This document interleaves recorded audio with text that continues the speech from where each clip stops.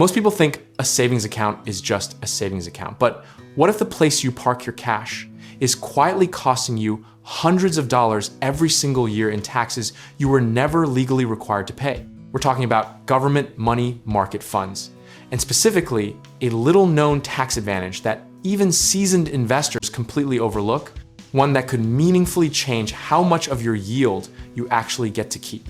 Here's the setup.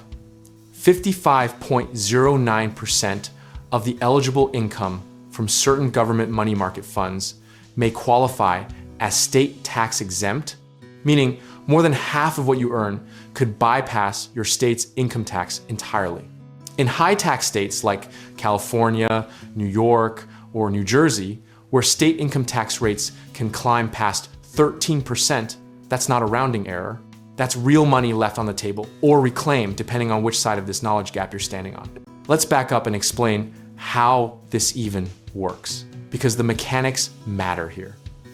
Government money market funds primarily hold assets like U.S. Treasury bills, government agency securities, and other federally backed obligations. And many states have laws that exempt income derived from direct U.S. government obligations from state income tax.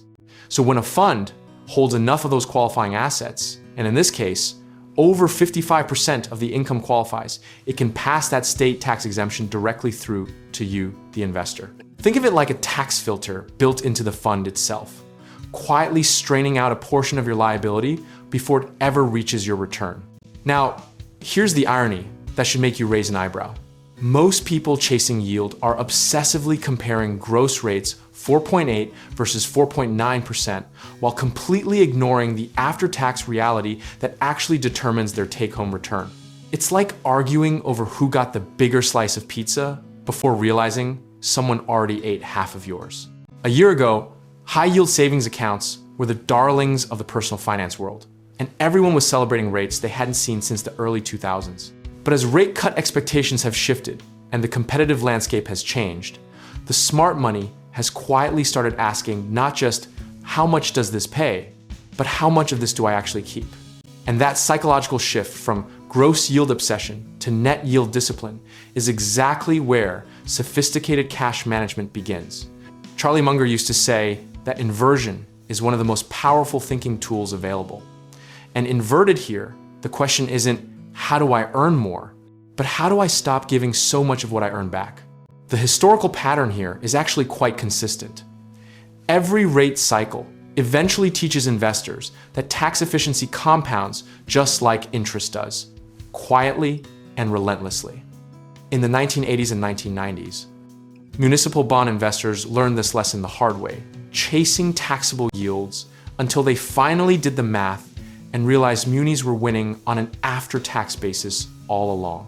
A common misconception is that money market funds are all essentially the same boring cash equivalents with negligible differences. And for a long time, that was close enough to true that nobody got hurt believing it. But the distinction between a prime money market fund, a municipal money market fund, and a government money market fund is meaningful, both in risk profile and in tax treatment, and collapsing them all into basically a savings account is the kind of lazy thinking that costs you money silently and consistently. The practical lesson is straightforward. If you live in a high tax state and you're holding meaningful cash, whether that's an emergency fund, dry powder for investments, or short-term savings, you should be calculating your after-state tax yield, not just the advertised rate. Run the math.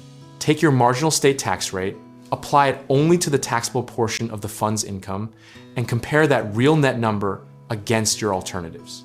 The discipline here isn't complicated, but it requires you to slow down and actually do it.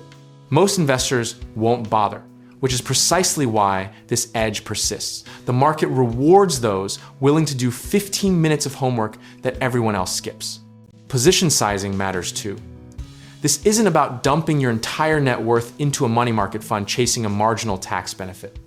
It's about being intentional with the cash allocation you already have, making sure the vehicle you've chosen is optimized for your specific tax situation, rather than just defaulting to whatever your brokerage swept your idle cash into.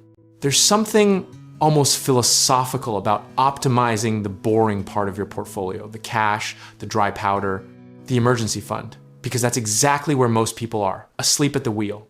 The exciting investments get all the attention, but quiet, consistent, tax-efficient cash management is the foundation that keeps the rest of your strategy intact when markets get turbulent. At the end of the day, whether rates rise, fall, or drift sideways, the principle holds. Understand what you own, understand how it's taxed, and make deliberate choices rather than defaulting to convenience. A government money market fund with over 55% state tax-exempt income isn't a get-rich vehicle. It's a stop quietly losing money for no reason vehicle. And in a world full of complexity, that kind of simple, rational optimization deserves genuine appreciation. And if you're ready to take that same disciplined, eyes-open approach into bigger financial decisions, whether that's real estate investing, finding the right contractor for a renovation, or connecting with lenders who actually understand your goals, check out our links in the description below, and let's help you get started.